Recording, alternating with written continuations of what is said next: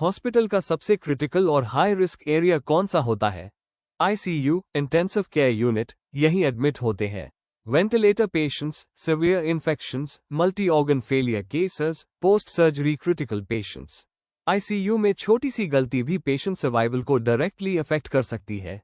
इसीलिए एनएबीएच ने COP9 standard बनाया है, जो इंश्योर करता है कि आईसीयू और एचडीयू में पेशेंट केयर स्ट्रक्चर्ड, सिस्टमैटिक और एविडेंस बेस्ड तरीके से हो।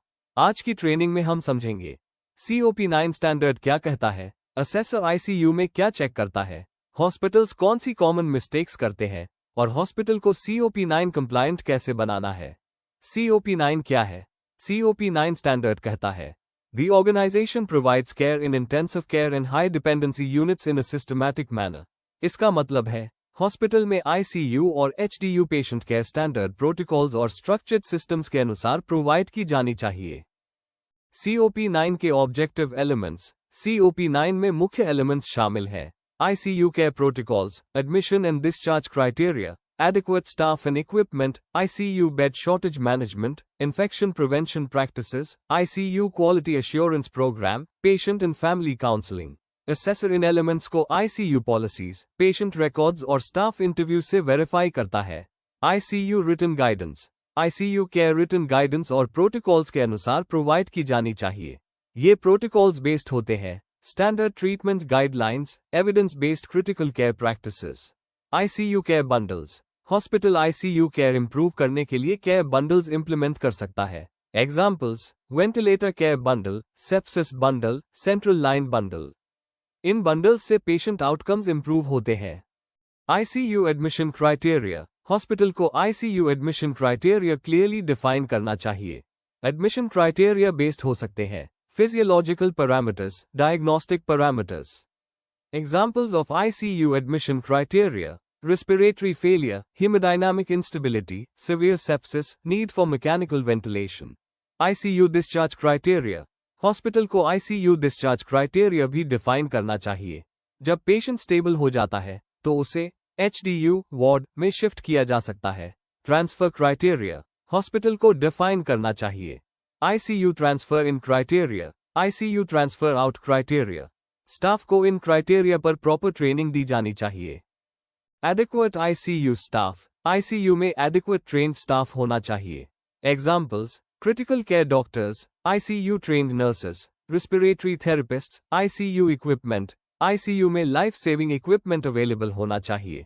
Examples: ventilators, cardiac monitors, infusion pumps, defibrillators, statutory compliance. Hospital को ensure करना चाहिए कि ICU staffing, ICU equipment, relevant statutory requirements और guidelines के अनुसार हो। Nursing staffing in ICU, ICU nursing staffing patient acuity के अनुसार होना चाहिए।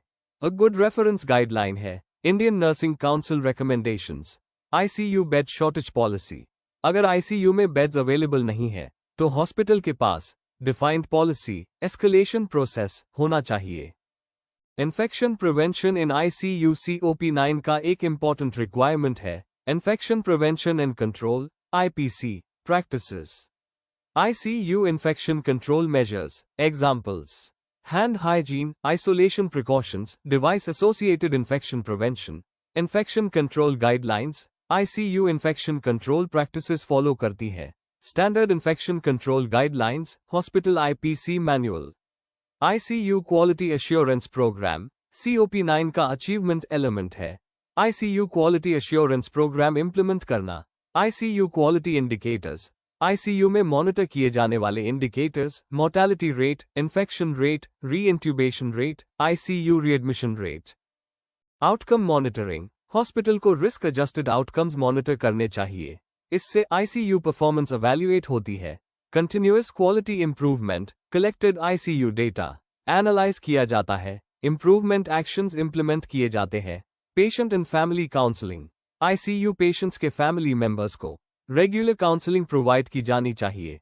Frequency of counselling, family counselling कम से कम दिन में एक बार या पेशेंट कंडीशन चेंज होने पर करना चाहिए। काउंसलिंग कंटेंट, काउंसलिंग में डिस्कस किया जाता है patient current condition, treatment progress, expected outcomes.